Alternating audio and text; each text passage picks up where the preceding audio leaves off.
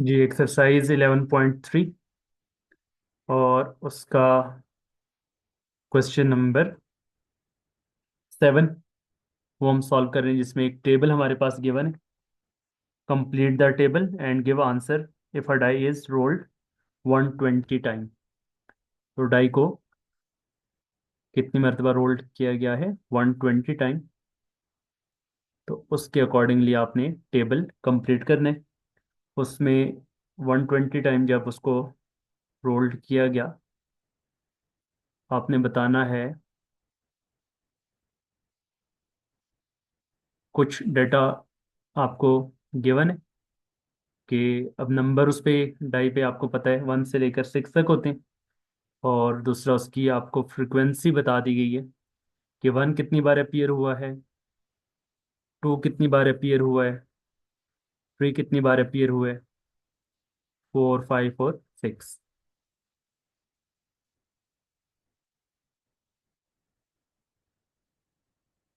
यहाँ पर आपके पास नंबर्स गिवन है, फ्रिक्वेंसी गिवन है। आपने इसकी रिलेटिव फ्रिक्वेंसी फाइंड करनी है। रिलेटिव फ्रिक्वेंसी रिक्वायर्ड है, ये आपने फाइंड करनी है। तो अब नंबर्स जो आपके पास हैं 1, 2, 3, 4, 5 एंड 6। तो 1 कितनी बार अपीयर हुआ? जब आपने 120 मरतबा उसको रोल्ड किया तो 1 उसमें आया 15 मरतबा। इसी तरीके से 2 कितनी बार अपीयर हुआ? 25 टाइम्स। 3 कितनी बार अपीयर हुआ? 15 टाइम्स। 4 कितनी बार अपीयर हुआ? 20 टाइम्स। 5 30 टाइम्स अपीयर हुआ। और 6 15 टाइम्स अपीयर हुआ।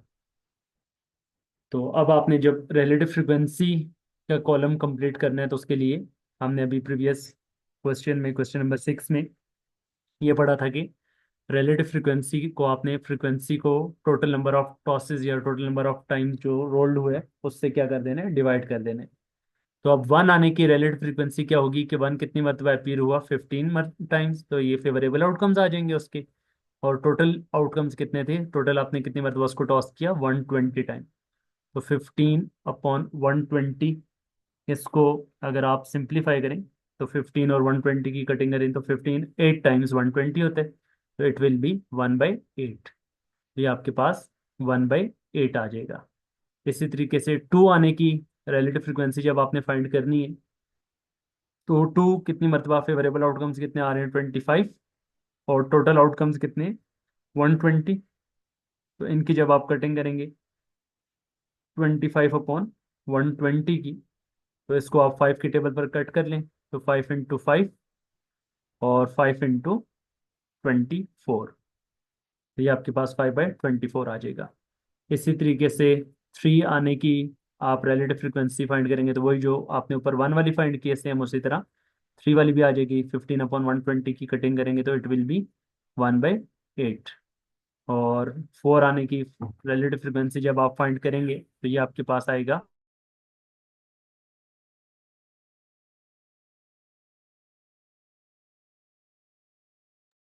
जी, 20/120। ठीक है। तो 20/120 की जब आप कटिंग करेंगे तो इट विल बी 1/6। ये आपके पास 1/6 आ जाएगा। और 5 आने की रिलेटिव फ्रिक्वेंसी जब आप फाइंड करेंगे तो 30/120। इसकी जब आप कटिंग करेंगे तो ये आ जाएगा 1/4। और 15 आने की रिलेटिव फ्रिक्वेंसी जब आप फाइंड कर रहे हैं तो 15/120। इसकी जब आप कटिंग करेंगे 15/120 की तो सेम ऑलरेडी आप 1 और 3 की फाइंड कर चुके हैं तो ये भी कितनी आ जाएगी? 1/8 आ जाएगी। तो इस तरह से आपने हर नंबर आने की जो रिलेटिव फ्रिक्वेंसी है वो फाइंड कर ली, क्योंकि उसको 120 टाइम्स जब रोल्ड किया गया तो 1 आने की, 2 आने की, 3, 4, 5, 6 आने की रिलेटिव फ्रिक्वेंसी हमने फाइंड कर ली। अब इसके साथ 3 पार्ट्स गिवन है, जिसमें से जो फर्स्ट पार्ट है वो है, फर्स्ट पार्ट में आपसे पूछा गया है कि इट वाज रोल्ड 6000 टाइम्स, कि अगर आप डाई को रोल्ड करें कितनी मरतबा? 6000 टाइम्स। तो अगर 6000 टाइम्स आप उसको रोल्ड कर रहे हैं तो how many times occurrence of a 6 is expected? तो आपने बताना है कि अक्रेंस ऑफ 6 कितनी बार उसमें से एक्सपेक्टेड होगी। तो इसमें भी देखें आपके पास वही एक्सपेक्टेड फ्रिक्वेंसी ऑफ 6। तो एक्सपेक्टेड फ्रिक्वेंसी का फार्मूला हम पढ़ चुके हैं। Expected frequency is equal to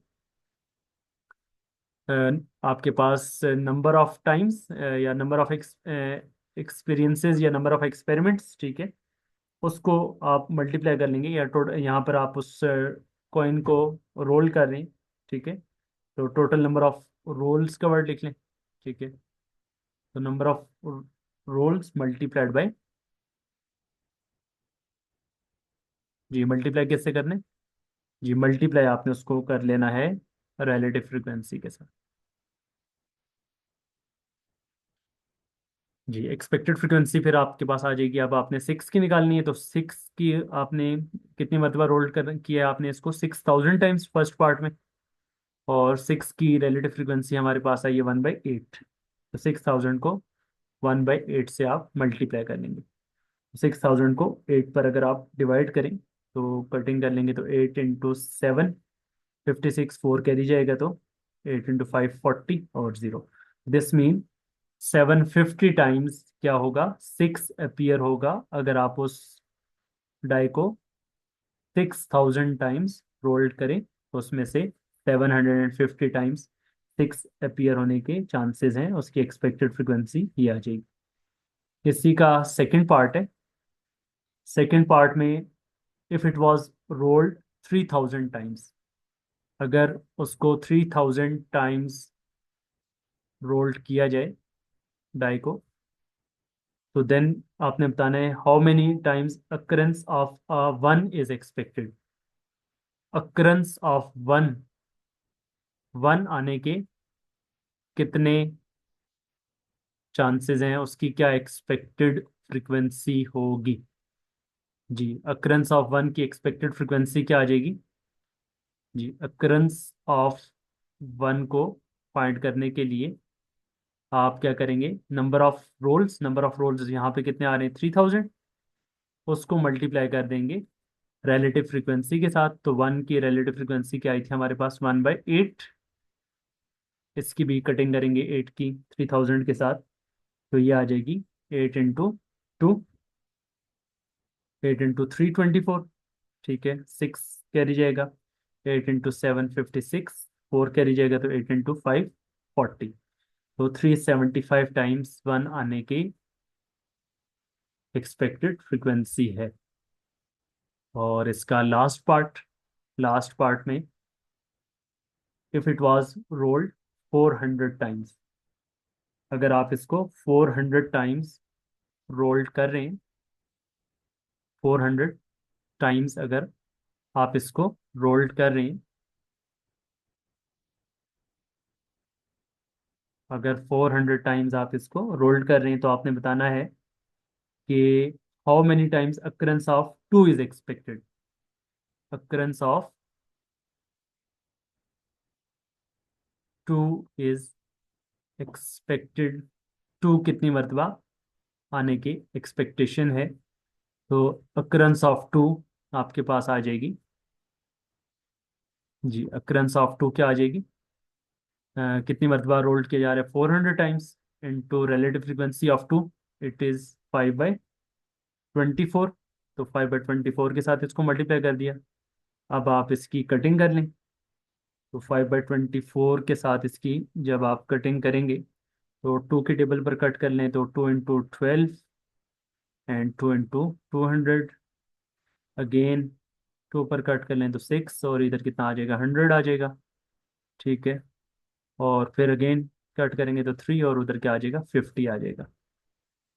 50 को 5 से मल्टीप्लाई करेंगे तो 250, 250 को फिर 3 पर डिवाइड कर लें, तो 250 को 3 पर डिवाइड करेंगे तो 8 3 8 ज़ा 24, वन कैरी जाएगा, तो 8 3 ज़ा 9, तो 83.33। तो डेसिमल में तो नहीं होगा, तो आप इसको फिर क्या लिखेंगे कि 83 टाइम्स एक्सपेक्टेड है कि टू अपीयर होगा। तो 83 टाइम्स टू अपीयर होने की एक्सपेक्टेशन है। तो इस तरह से अगर कोई भी क्वेश्चन गिवन हो, तो आप उसकी रिलेटिव फ्रिक्वेंसी और एक्सपेक्टेड फ्रिक्वेंसी इस पैटर्न पे फाइंड कर सकते हैं जो अभी हमने एक्सरसाइज 11.3 के क्वेश्चन नंबर 7 में सॉल्व किया है।